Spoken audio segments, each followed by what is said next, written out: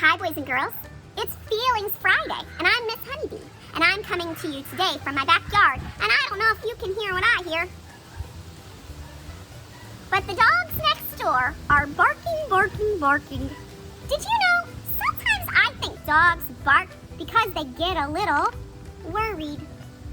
Have you ever felt worried? I don't know what the dogs are worried about. Maybe they're nervous about the people who are riding their bikes down the street.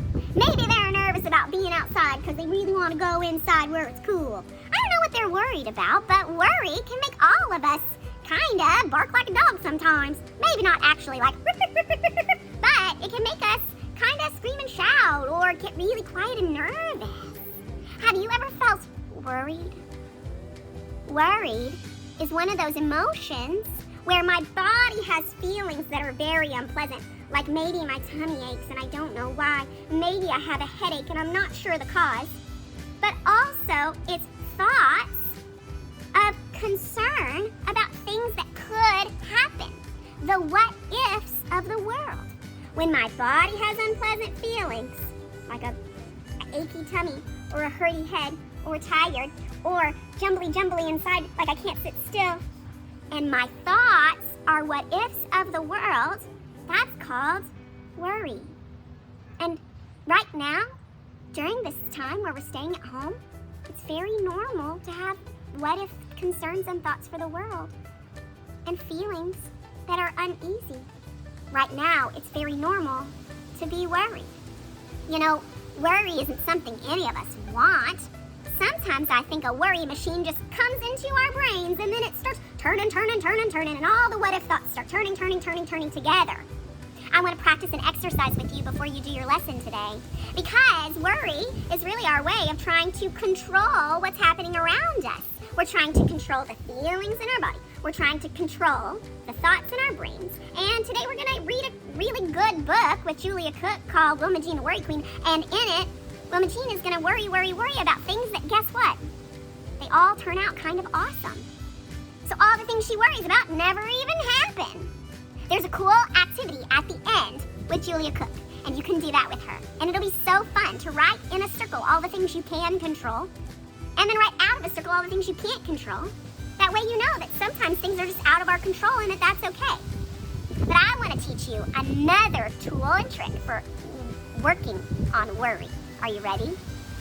This is one of my very favorite tools and tricks, and I call it the what if monster.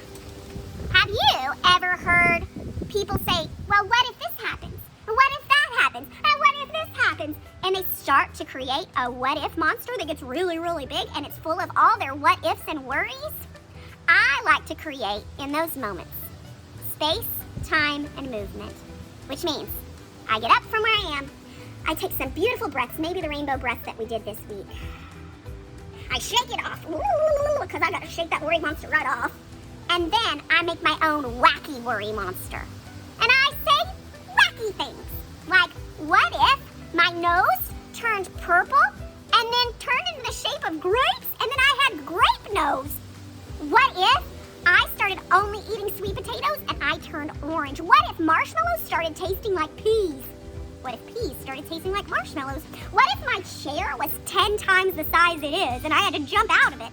What if I jumped out onto a cloud and then I cloud surfed? Because bees can do that. See, eventually I have so many silly what ifs that I remember that the what ifs in my brain that worry me are most of the time just as silly as the what ifs in my brain that I create with my what if monster. Do you sometimes worry? When you do, you can practice getting up, shaking it off, taking some breaths, and then create your own what if monster in your brain, full of crazy, silly what ifs. Because more than likely, my nose won't turn purple. More than likely, my chair won't grow. I'm definitely not eating sweet potatoes for the rest of my life, and I can guarantee you, marshmallows and peas are never going to taste the same. So the silly things that I worry about are just as silly sometimes as the silly what ifs that I make up with my what if monster. So today, and any day, if you find yourself worrying, I want you to take a deep breath, shake it off, and think of the silliest what ifs there are out there. Because silly what ifs are way more fun than real worries. And if you continue to have real worries, I want you to let people that you love know, because you should never have to worry alone. So, practice, enjoy this Feelings Friday, and if you decide to do some silly what ifs, let me know, because I'd love to hear your silly what ifs. I bet they'd be pretty cool. I hope you have a fantastic Feelings Friday. Goodbye.